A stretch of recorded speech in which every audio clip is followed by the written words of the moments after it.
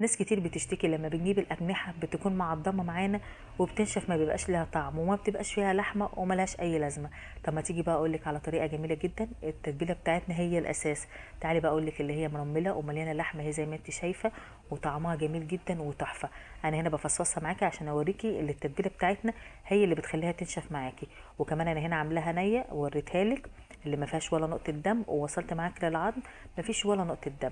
طب تعالي بقى اقول لك على طريقه التتبيله اللي تخليها طريه معاكي ولسه بخيرها زي ما انت شايفاها كده، واساس طريقه السوا.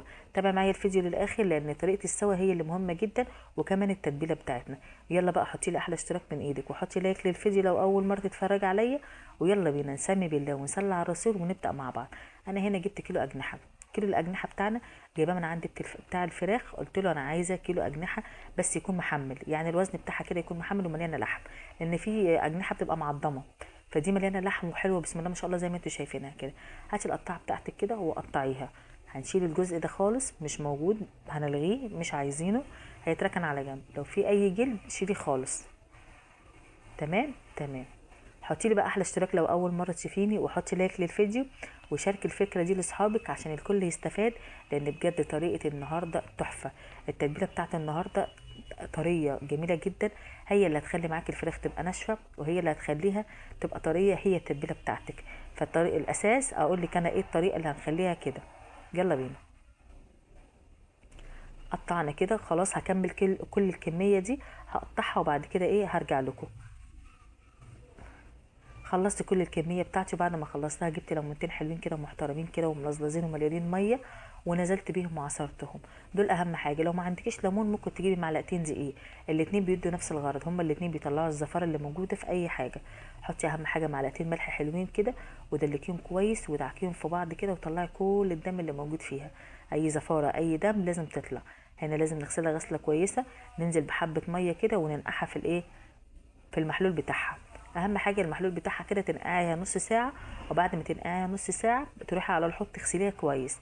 لازم تغسليها غسله كويسه وتنضفيها جدا. تمام تمام، مع حبه دقيق كده واغسليها. تعالي بقى اقولك على طريقه التتبيله اللي هتخليها طريه معاكي جدا.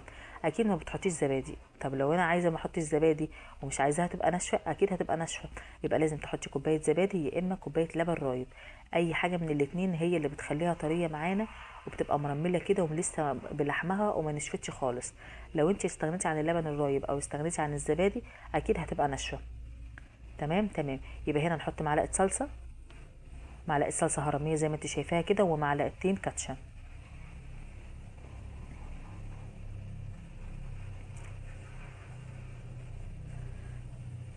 هحط هنا كده حوالي نص معلقه دبس رمان. طب لو ما عنديش دبس رمان حطي معلقه عسل اسود، حطي معلقه عسل نحل، حبه كزبره، حبه بابريكا، حبه كركم، حبه فلفل اسود، حبه ملح.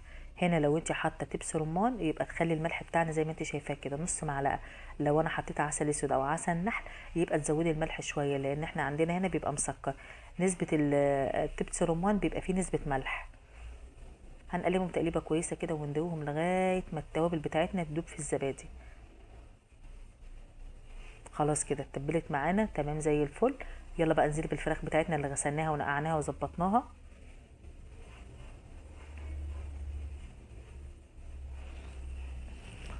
هنزل بكل الكميه كده كلها مره واحده، وبعد كده هبتدي اقلب تقليبه كويسه. اهم حاجه بقى تخلي كل ده يتشرب في التتبيله عشان كله يبقى مليان كده ويبقى مستوي.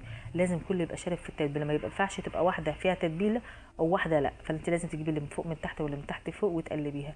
لو انت عندك وقت بعد ما تقلبيها وتعمليها كده، حطيها كده في غطيها باي حاجه وحطيها في التلاجة ساعه ساعتين ثلاثه. تاني يوم لو حبيتي تعمليها من بالليل بيكون طعمها احلى واجمل، بس لازم تغطيها عشان ما تعملش وش، وتسيبيها في التلاجة. ما عندكيش وقت اشتغل على طول. انا هنا جبت صينيه وهبتدي ارصهم. طبعا الصينيه بتاعتنا مش هندهنها اي حاجه لان الفراخ بتاعتنا فيها نسبه دهون، فهتنزلها فمش هتلزق معانا خالص. تمام تمام. طريقه السوا بتاعتك بقى عشان تطلع معاكي طريه وجميله، لازم بعد ما ترصيهم وتيجي تروحي الفرن ما تولعيش النار من فوق، تولعيها من تحت بس وتعليها. لازم تعليها على الاخر، يعني النار بتاعت الفرن بتاعتك تبقى عاليه عشان الميه اللي موجوده في الفراخ بتاعتنا ما تنزلش في الفراخ ما تنزلش من الفراخ وتبقى نزلت السوائل بتاعتها ونشفت منك. وطبعا اهم حاجه لازم تغطيها، ورق سلوفان، ورق زبده، او غطا حله، اي حاجه لازم تغطيها، لان البخار بتاعنا هو اللي هيخليها تستوي. يبقى اهم حاجه تعلي النار عشان ما تتحمصش معاكي وتنزل السوائل بتاعتها وتنشف. وكمان لازم تكوني حاطه عليها غطا. وبعد ما تستوي خالص وتلاقيها مستوت وبقت زي الفل، تطفي النار من فوق وتشيل غطا الحله، وبعد كده تديها وش من فوق كده تحمريها. بصي بقى دايبه دوب زي ما انت شايفه كده، مفيش اي سوائل نزلت منها، فلسه اللحمه فيها ولسه بخيرها، وكمان ما اتحرقتش مننا خالص لان احنا يا دوبك حمرناها من فوق حاجه بسيطه، ومفيش ولا نقطه دم لان معلين النار واستوت بقت زي الفل. يلا بقى حطي لي احلى لايك واحلى اشتراك لو اول مره تشوفيني، وجربيها وصدقيني هتعجبك لان طعمها تحفه جدا وجميله وحاجه كده فخر من الاخر. يلا باي باي.